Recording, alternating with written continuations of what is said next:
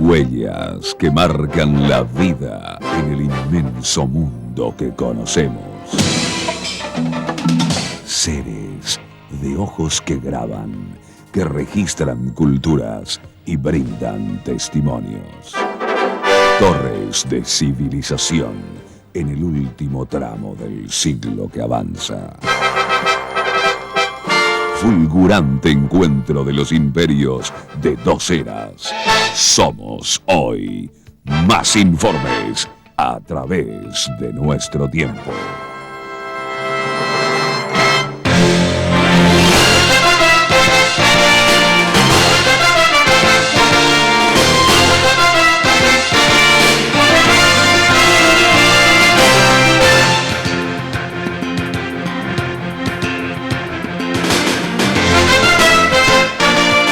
Amigos, muy buenas noches. Más informes en el 13. El programa nuestro es el número 30 en lo que va de este año y recordamos que el 24 de noviembre de 1969 el Apolo 12 se convierte en la segunda nave que llega a la Luna. Un 25 de noviembre se promulga la Constitución Nacional de 1870, considerada la primera carta magna del país.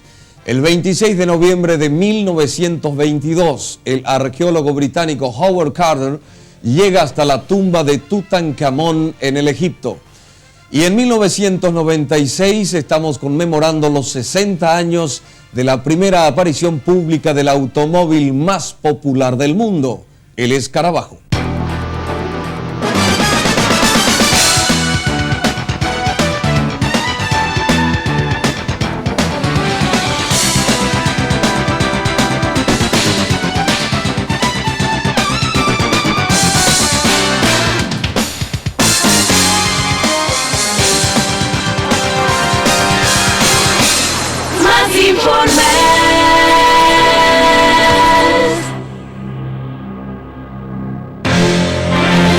Esta noche nuestras cámaras de televisión ingresarán al campo de la justicia para analizar la posibilidad de que aparezca un cambio sustancial en los procesos penales. El tema nuestro de hoy se llama justamente juicio oral y público, que abre así perspectivas novedosas en el sistema jurídico nacional.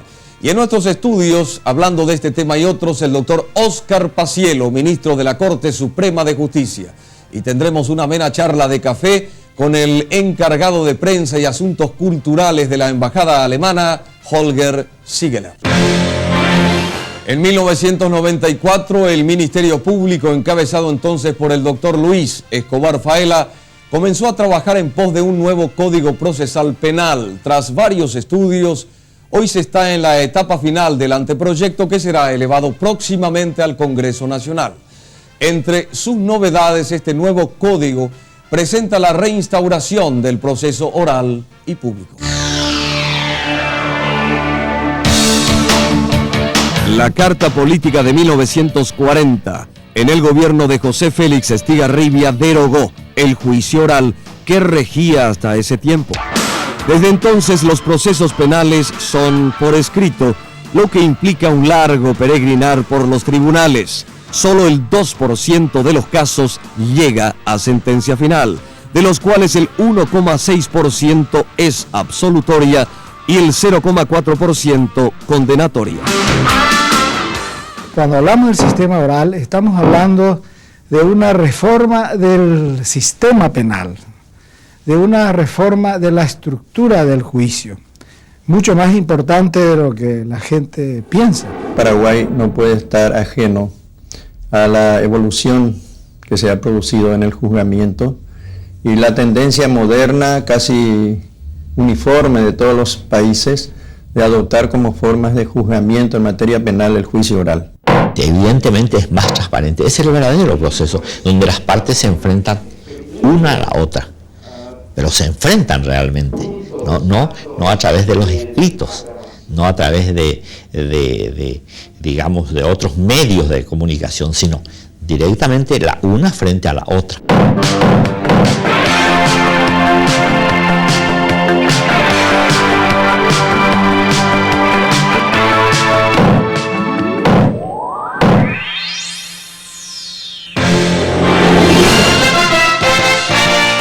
tres aspectos muy preocupantes en este momento en cuanto a los procesos penales en el Paraguay. Uno de ellos es la lentitud de los mismos. Otro, la falta de transparencia. Y el tercero, la desconfianza que existe en la ciudadanía respecto a ciertas resoluciones judiciales que se hacen entre cuatro paredes.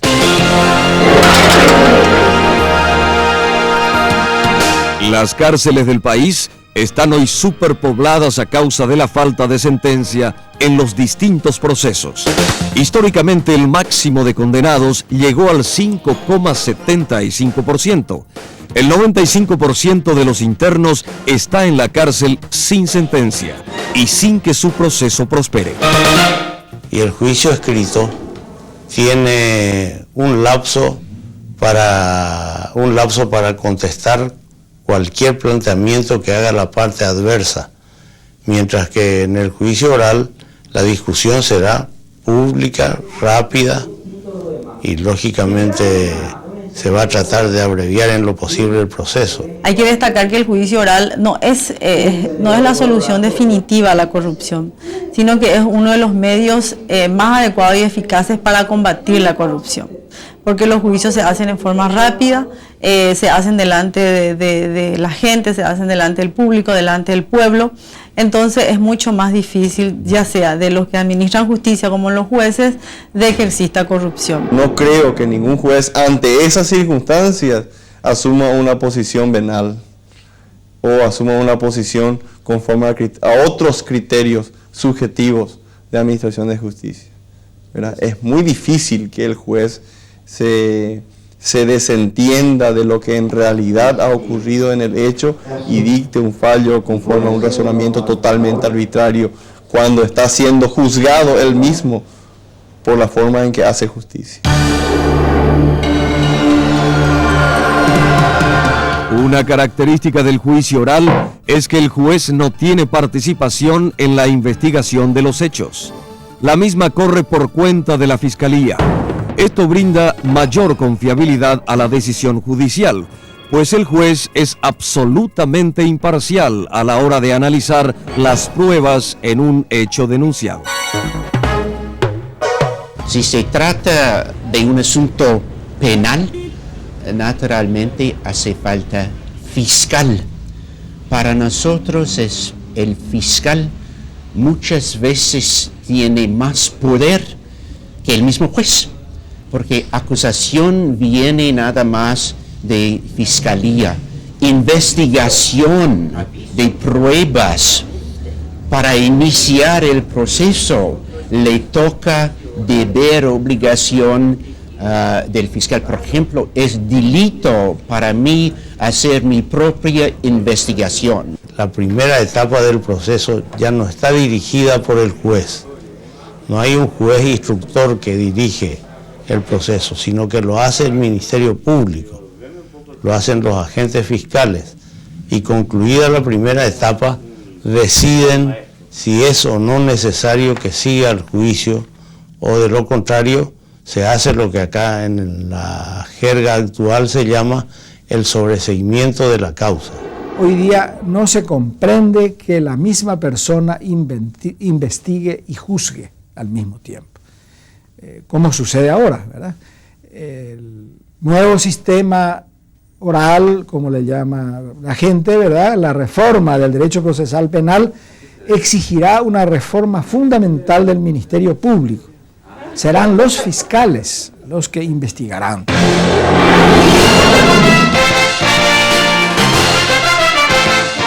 En los Estados Unidos, en los juicios orales, se utiliza un jurado compuesto por ciudadanos prominentes elegidos con mucha rigurosidad.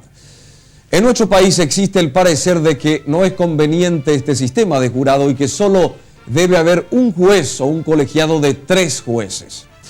En cambio, el juez Milks de los Estados Unidos señala que en su propio país el sistema de jurado está en discusión. Para nuestro país, indiscutiblemente que el juicio oral por jurados, a mi entender, no podría ser llevado a la práctica. Es una pequeña comunidad todavía, donde todo el mundo tiene sus vinculaciones, tenemos amistades, está la política, el amiguismo, todos nos conocemos y además el nivel cultural tampoco puede ser una garantía de absoluta imparcialidad. Mi consejo a Paraguay, a Guatemala, a Honduras, a América Latina, no hace falta tener jurado. Nosotros, democracia más poderoso en toda la historia del mundo, mucho más poderoso que este imperio romano, para nosotros mismos queremos reducir el uso de jurado. Yo particularmente tengo una idea y es la que he lanzado en oportunidades en que hice algunos comentarios para proyectos de juicio oral, de que ese cuerpo colegiado de 3 miembros puede integrarse con 2 jueces de derecho y un escabino. El escabino es un ciudadano profano en derecho con cierta formación que, sin ser un jurista, integra el grupo de 2 juristas y él es el tercer miembro del tribunal colegiado, digamos, que actúa en primera instancia y participa del juicio oral.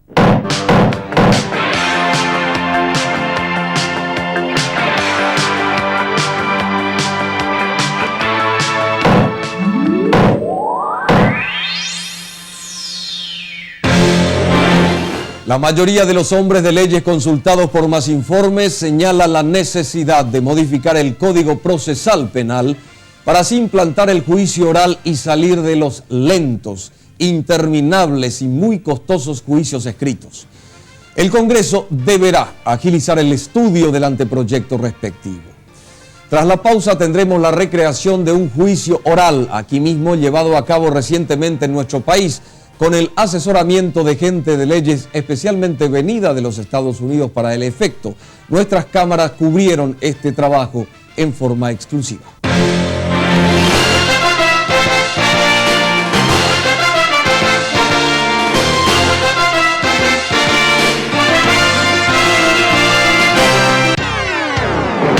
Más Informes.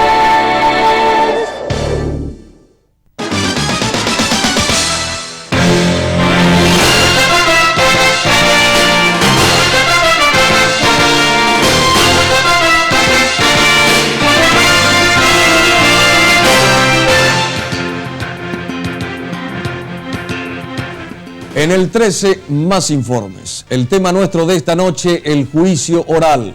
Una modalidad que puede revolucionar nuestro sistema procesal penal. Por gestiones de la Fiscalía General del Estado estuvieron en nuestro país el doctor Milton Milks, juez de San Diego, California, y la abogada Janir Kerper, instructora de juicio oral de la Escuela de Leyes de California, Estados Unidos. Ambos hicieron un trabajo de divulgación y demostración del sistema oral para abogados, fiscales y magistrados judiciales y dirigieron un juicio oral simulado. En el recinto judicial nuestras cámaras estuvieron instaladas en forma exclusiva para esta noche y para ustedes.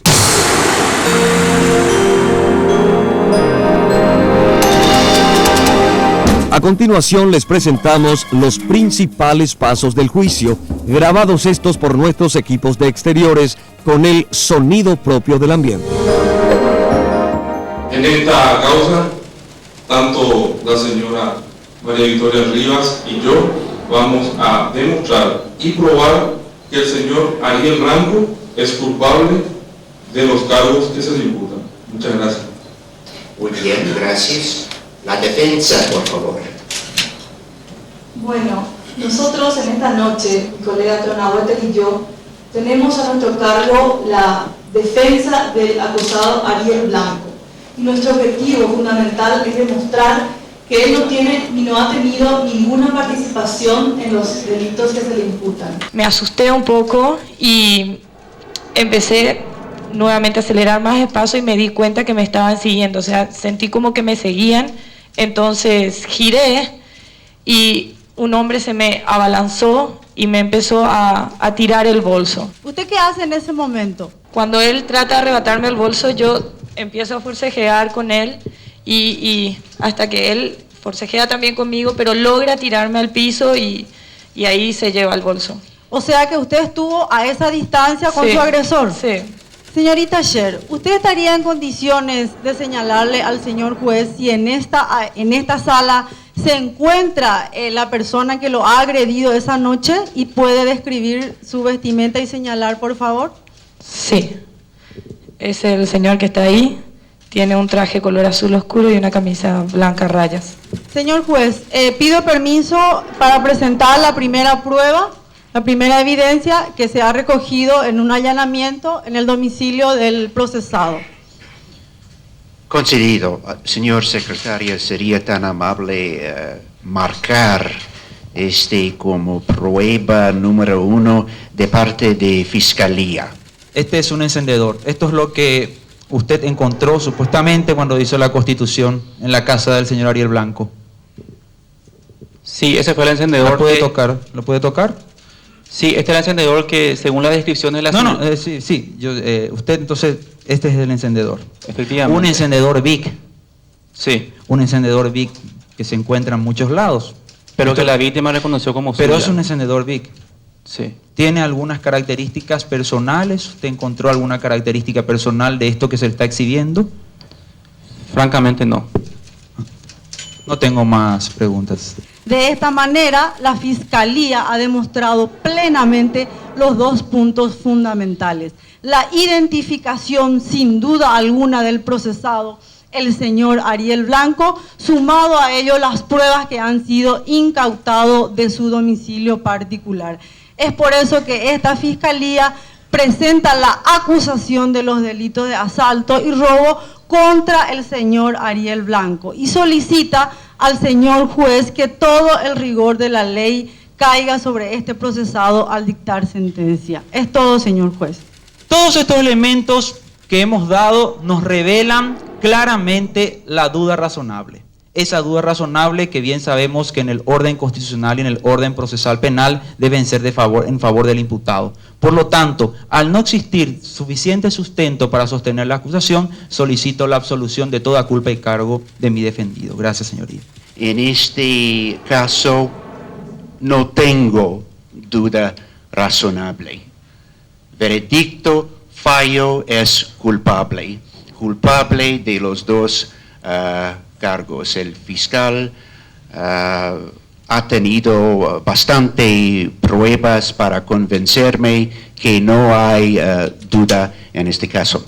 Como se trata de culpable, según la ley, tengo que esperar 60 días antes de la sentencia. Esta ha sido la representación de los principales pasos de un juicio oral. En poco más de 2 horas el juez está listo para dar su veredicto. La sentencia final dependerá del análisis del pasado del acusado, si es reincidente, si tiene otros antecedentes o si hay aspectos que pueden mitigar la pena. Pero aquí vale la pena preguntarse justamente, ¿están nuestros hombres de leyes preparados ya para el juicio oral? Estamos llevando a cabo trabajos destinados a ir al cambio curricular que exige la implantación del sistema oral. Una de las cosas que haría falta, por ejemplo, sería un curso de oratoria, curso de dicción, etcétera, etcétera. Voy a acotar a los profesionales, por dar un pequeño ejemplo, los profesionales estadounidenses. Tengo entendido que para los juicios orales hasta inclusive practican teatro. Lo único que te puedo decir que el juicio oral, lo único que va a cambiar en la técnica es la capacitación y esa demostración inmediata de la capacidad de la capacitación de los jueces y los abogados que litigan en un acto, en un solo acto. Todos tenemos la costumbre de hablar, de charlar, de hacer preguntas y escuchar las respuestas. No es tan difícil lo básico del juicio oral, porque es algo que en realidad hacemos todos los días, hacer preguntas y escuchar las respuestas.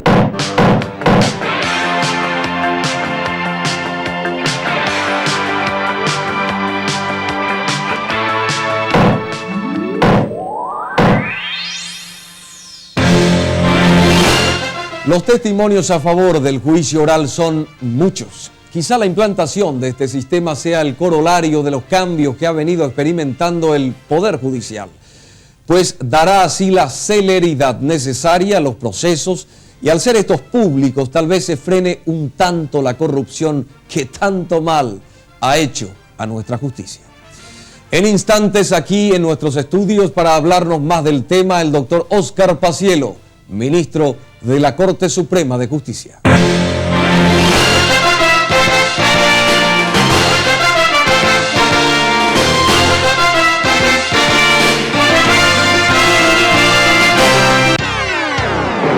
Más informes.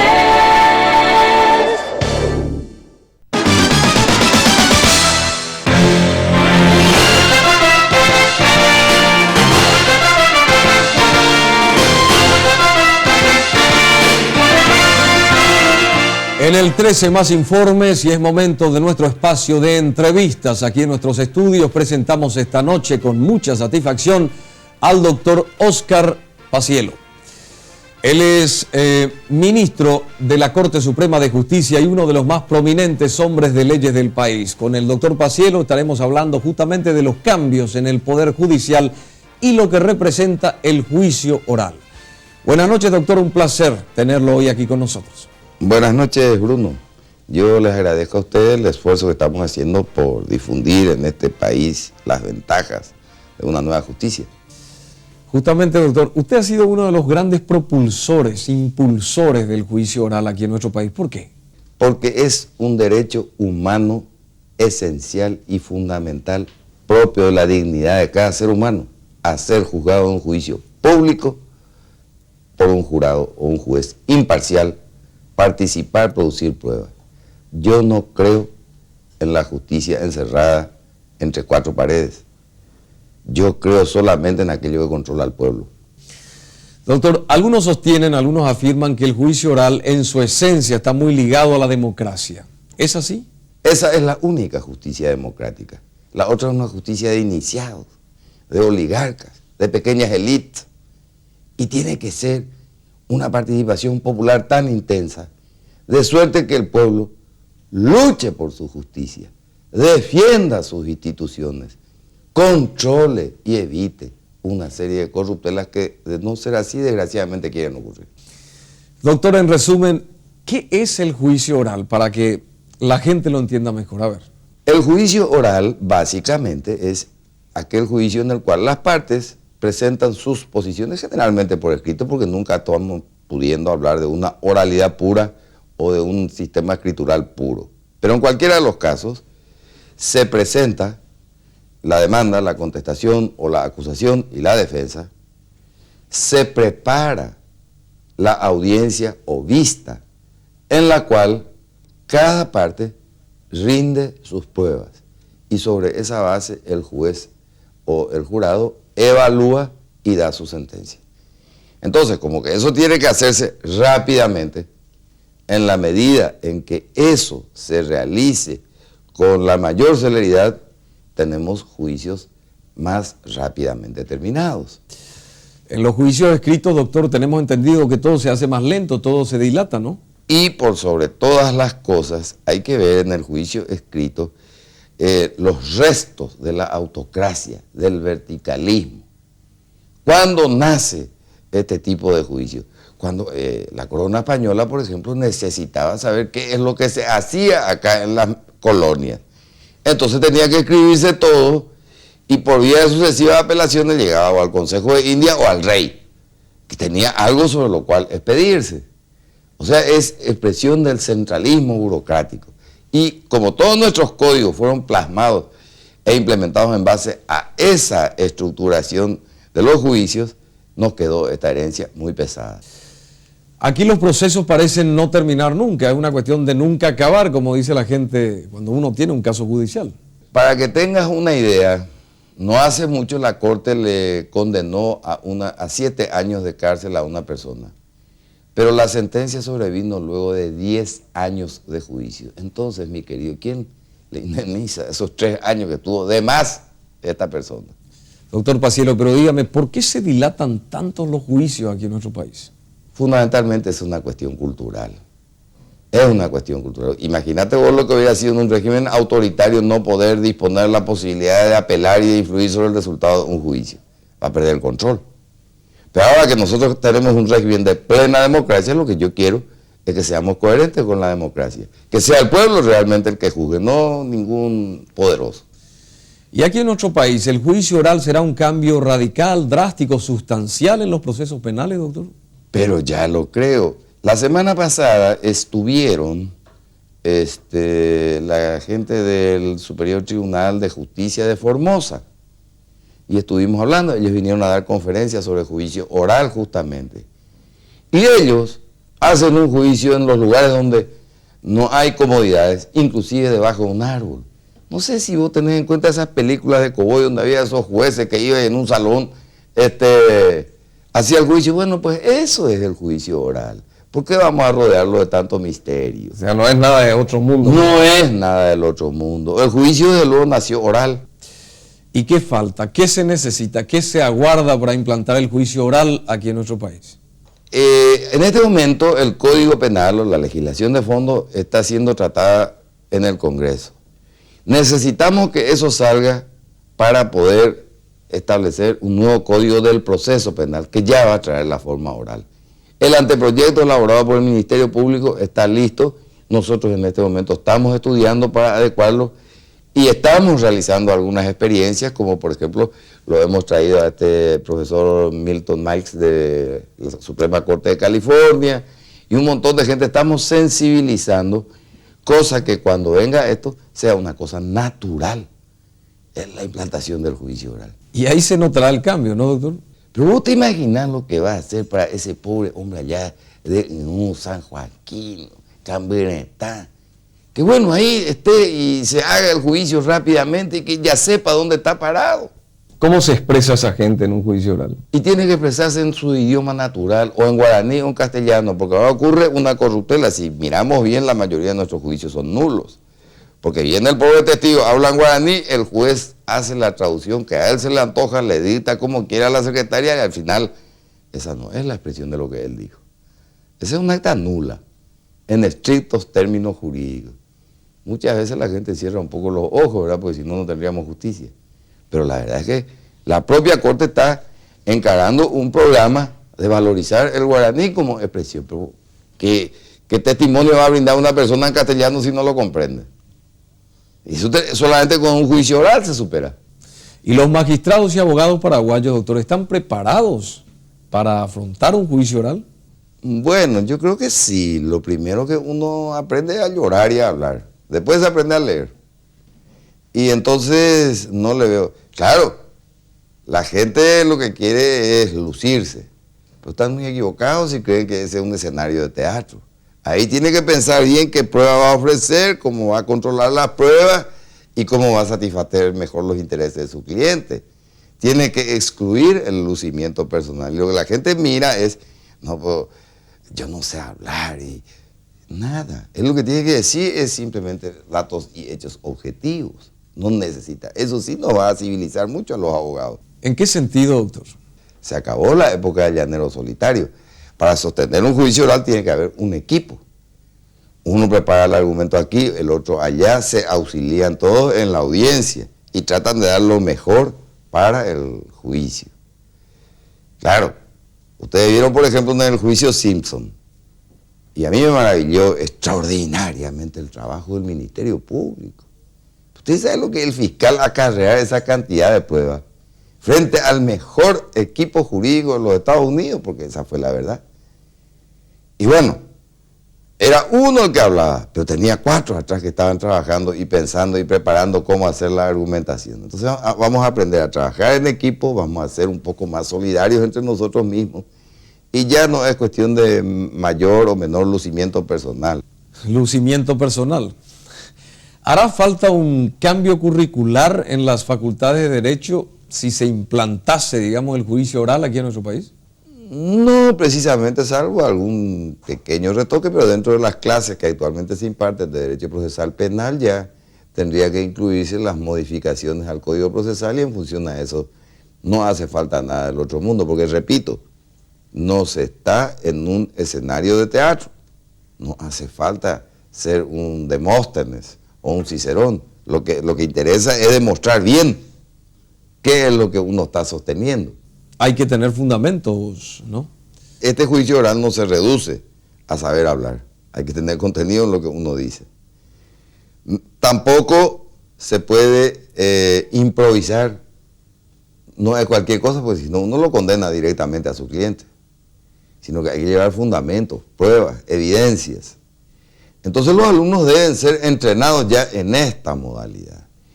Y obviamente esto no se aplica de la noche a la mañana, se dará un lapso de tiempo, 6 meses, 1 año, para que la gente se prepare y se pueda empezar a trabajar en estos términos. Yendo a algo más global, más general, todavía se escuchan y muy fuertemente voces de protesta con relación a que la justicia en nuestro país no ha cambiado nada, o ha cambiado muy poco, a pesar de que tenemos nuevos jueces, una nueva corte. ¿Qué dice usted al respecto, doctor Paciello? Yo les doy la razón. ¿Por qué? Porque estamos manejando y maniatados con los viejos sistemas procesales. Tenemos que cambiar muchas cosas y no se puede hacer de la noche a la mañana. Estamos trabajando aceleradamente en la elaboración de un código de organización judicial nuevo. Porque en esta era de la informática, por ejemplo, es escasísima la utilización de los nuevos medios. Y vamos a tratar de implementarlo. No hay nada informatizado. Vamos a tratar de informatizar todo.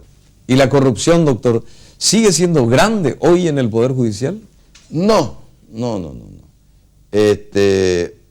Antes eran algunos jueces muy corruptos que tenían desde luego unas organizaciones captadoras de alguna participación. Yo por lo menos hoy día no tengo evidencia de eso. Y estamos muy atentos. Y te garantizo una cosa, si tuviera alguna sospecha de eso, me voy a encargar, y todos los ministros de la Corte se van a encargar de tender sus redes para sorprender eso. Y aquel que pesquemos que efectivamente es corrupto, pero no va a durar 24 horas en el Poder Judicial. Eso te puedo garantizar. Por último, doctor, lamentablemente, porque sería un placer continuar con usted hablando aquí esta noche, se nos va el tiempo. ¿Volverá usted a ser presidente de la Corte Suprema de Justicia? Yo no quiero. ¿Por qué? Es mucho trabajo administrativo. Y yo le estoy debiendo a mi país 4 o 5 obras que están a medio concluir.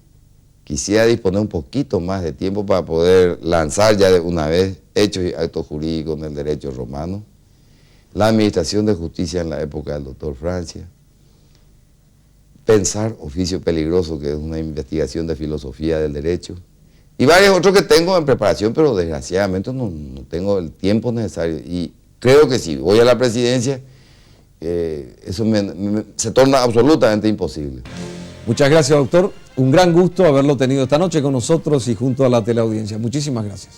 Muchas gracias, Bruno. Sé del esfuerzo que realizan, me congratulo con ustedes y apóyennos en esta nueva administración de justicia para tener un país digno realmente, con más libertad, más democracia y sobre todo, porque eso está en un platillo en la balanza, a mayor libertad, mayor responsabilidad. Seamos más responsables. Muchas gracias, doctor. Y tras los conceptos siempre claros del doctor Óscar Paciello, invitado especial esta noche aquí en Más Informes, hacemos una pausa. Luego de la misma retomamos contacto con ustedes para ir al siguiente set a conversar y disfrutar de un delicioso café con el encargado de prensa y asuntos culturales de la Embajada Alemana en Asunción, el señor Holger Siegele.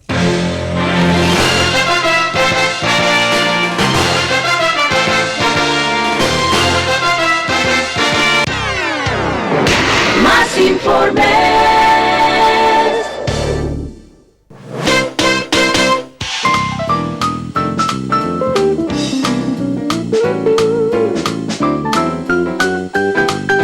El último café.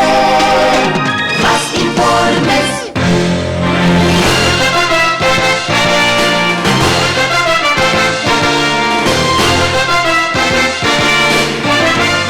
Otra sección, la final, muy importante en Más Informes, ya llegando nuestro invitado.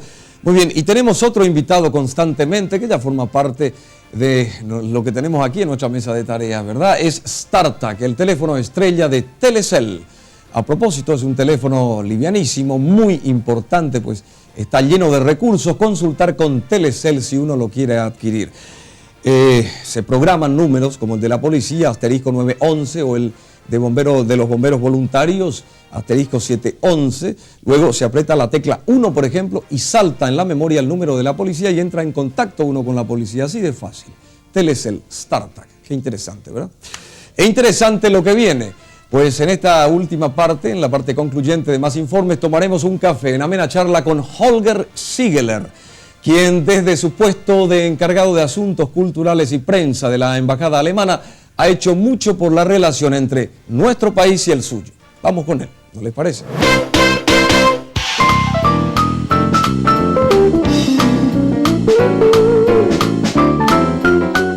Holger, wie geht's? Un placer, ¿eh? Wie geht es ¿Te dir? moleste? Muy bien. Sehr gut, ¿ya? Sehr gut. Lamentablemente termina tu misión. ¿Por Ya. qué? ¿Por qué? A ver. ¿Por qué? Porque el funcionario tiene que seguir órdenes y llegó entonces la información de Alemania en Bonn que me necesitan en el Ministerio de Relaciones Exteriores. Voy a ocupar un nuevo puesto y tengo que ir ahora mismo. ¿Cuándo va a ser eso? Bueno, en 4 semanas. He negociado con el Ministerio, dijo que tengo importantes proyectos acá que quiero realizar, entonces me dieron un poco de tiempo. Te dieron un poco más de luz. Un poco más.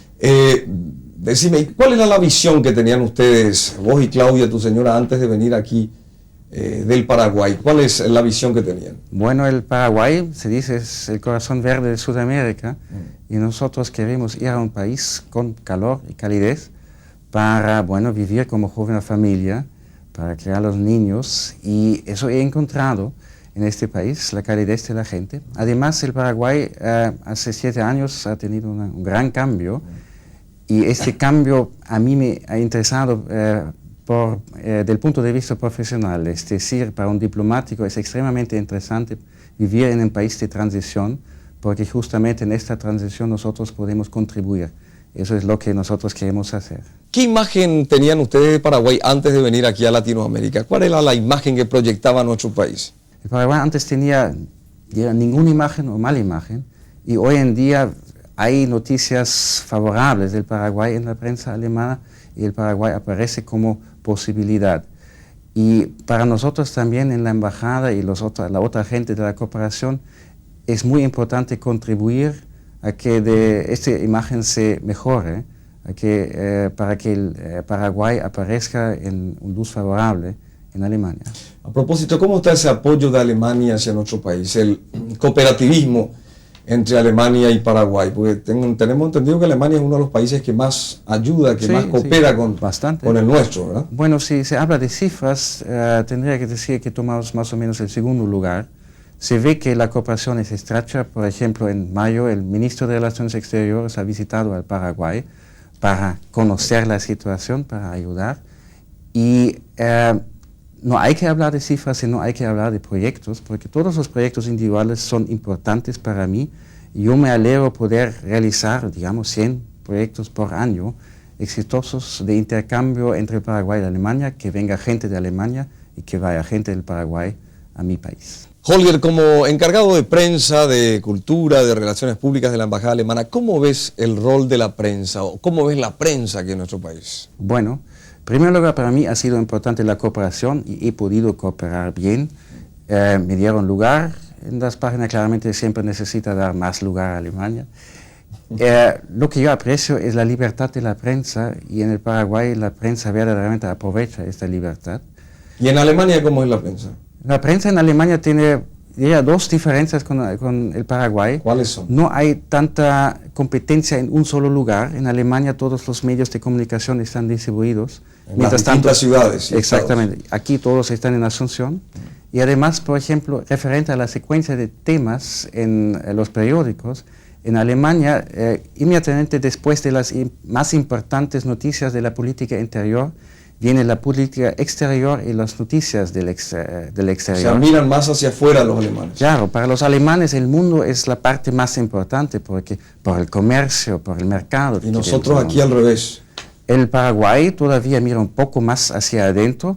Es claro, porque la situación en el Paraguay es una situación muy interesante. Nos estamos conociendo, aprendiendo a conocer. Hay que conocerse para conocer a los otros. ¿Qué dirías a un inversor alemán que quiera venir a invertir aquí en el Paraguay? ¿Qué dirías? Bueno, ¿Qué le dirías? hay que tomar contactos con entidades que conocen la situación en el país, como la Cámara Paraguaya Alemana de Comercio e Industria o la Iniciativa Pro Paraguay de la Presidencia, que tiene actualmente otra sede en Bonn, en Alemania, justamente por este fin, porque hay que conocer la situación para tener un éxito financiero. Después hay que buscar socios que pueden ayudar, hay que conocer la infraestructura, hay que investigar los chances de los productos que el inversor quiere llevar al país o producir acá. Bueno. ¿Le diría que venga? Sí, claro, hay que venir. Él viene y tú te vas, ¿eh? Sí, desgraciadamente. Pero... lamentablemente. Bueno, Holger, te deseamos éxito en tu misión nueva allá en Bonn, en Alemania. Gracias. A Claudia, nuestros saludos. Creo que hay una invitación también para los televidentes para el 4 de diciembre. Para el 4 de diciembre, sí, claro, hay que asistir al gran concierto de Navidad de la Embajada Alemana con la Orquesta Sinfónica de Asunción que realizamos este año otra vez en la explanada de la Catedral. Qué bien. Muchísimas gracias, mucho éxito y bueno, suerte en tu próxima misión. Gracias. Un placer. Chao.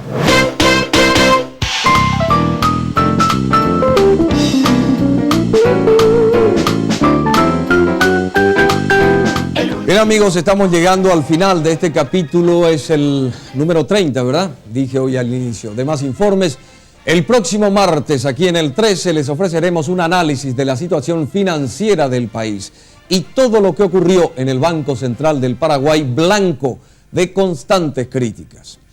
Pero antes de irnos, antes de despedirnos, de bajar la cortina, queremos dejar nuestra habitual reflexión de los cambios habidos en nuestras instituciones desde 1989. Los menos notorios y los más anhelados son los del Poder Judicial hasta el momento. Y esto es penoso decirlo, nuestra justicia no es enteramente confiable. Se ha hecho mucho, se ha hecho bastante, es cierto, pero todo lo actuado no fue suficiente para que podamos decir con entera certeza que tenemos un sistema jurídico que brinde las más amplias garantías. Su evolución hacia la excelencia es todavía lento. Necesitamos códigos nuevos, leyes nuevas y más que eso, una cultura nueva, algo difícil, respecto a los procesos judiciales. Tenemos el triste récord de la mayor cantidad de gente en la cárcel sin sentencia definitiva. Un 95% es una cifra que aterra, que alarma, ¿no le parece? Algo hay que hacer y lo más pronto posible. Por todo eso se debe apurar el nuevo Código Procesal Penal y si hay que implantar cuanto antes el juicio oral para dar mayor agilidad y transparencia a los procesos, pues manos a la obra. El Poder Legislativo tiene así una gran responsabilidad en este aspecto. Un nuevo código es prioritario para que podamos decir en un futuro no muy lejano que el Paraguay es un país total y absolutamente institucionalizado. Muchas gracias. Buenas noches.